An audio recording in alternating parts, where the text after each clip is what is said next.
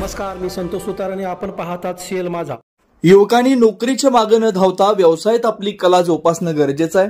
चंदगड तालुक्यातील बरेच युवक आज मुंबई, पुणे व गोवा इथं हॉटेल व्यवसायाशी जोडले गेले. पण कळसगादे गावच्या दळवी कुटुंबियांनी तालुक्यातच हॉटेल व्यवसाय सुरू करून रोजगार निर्मिती करत इतरांच्या समोर एक आदर्श ठेवला, असं प्रतिपादन धनसंपदा पतसंस्थेचे संचालक उदय जोशी यांनी केलं. ते चंदगड तालुक्यातील मोटनवाडी फाटा येथे दौलत दळवी यांनी सुरू केलेल्या हॉटेल पुढारीच्या उद्घाटन प्रसंगी बोलत होते.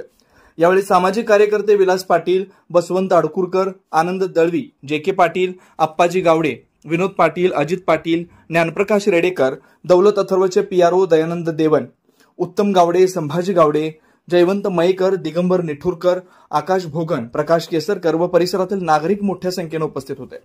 चंदगड तालुक्यातील पर्यटन व्यवसाय वाढीसाठी हॉटेल व्यवसाय महत्वाचा घटक आहे.